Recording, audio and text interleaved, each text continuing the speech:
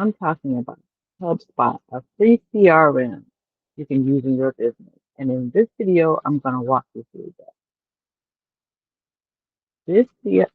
This CRM, Client Relationship Manager, is pretty simple, although there's some more complicated versions.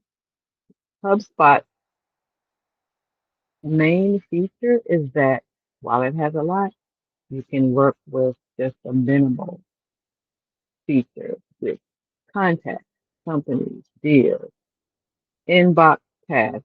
Those are the ones we're going to talk about today. The rest of this stuff, we don't need it. It's not in the way, but yet you still can get things done here. This is the dashboard. You're going to see here, we've got some sample people in it. And I'm going to just show you. We'll walk through it. The main piece, the CRM, is contact.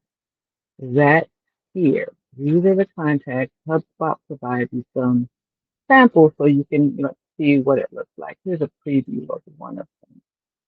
Sample contacts. You can see the owner, contact info, lifestyle stage, any tasks they've created.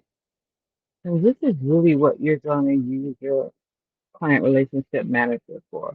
The goal is to have a clear idea at any given time what's going on with your leads and contacts.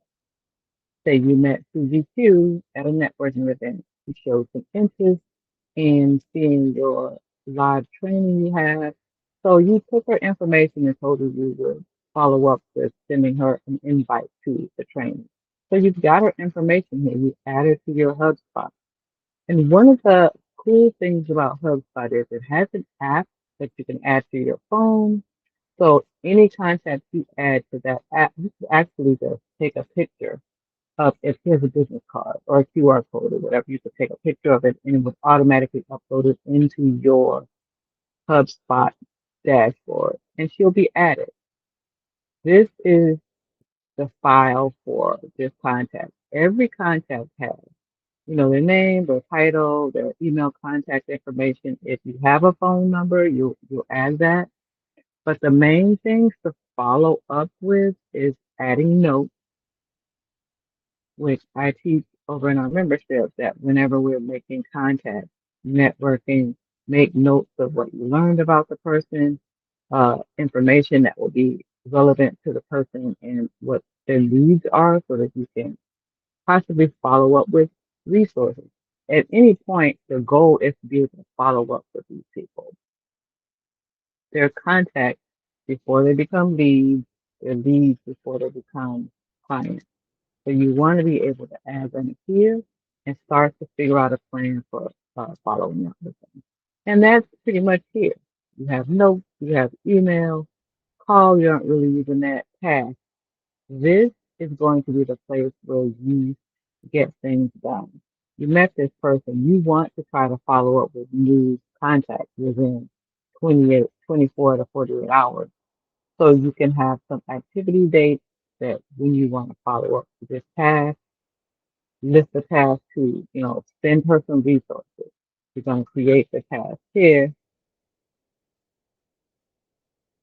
and then you'll say, and maybe 2 business days.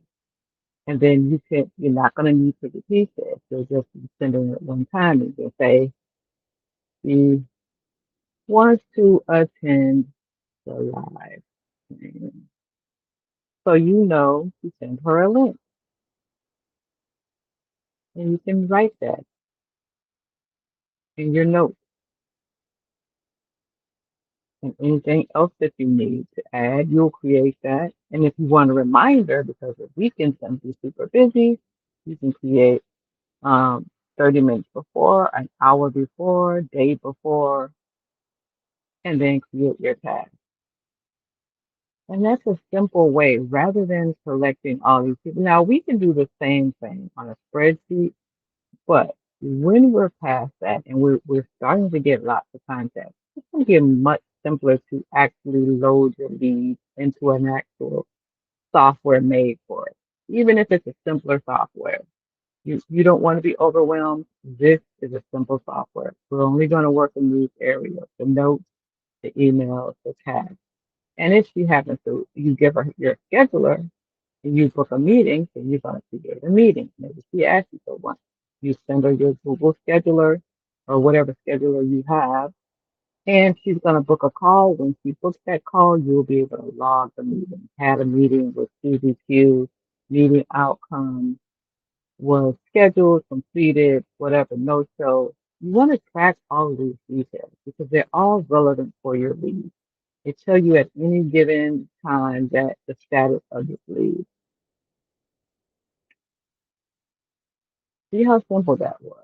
We don't have much else here that we really need to bother with. If you want to send some emails or some other things, you could, but you have an email marketing tool. And remember, she's a contact for now.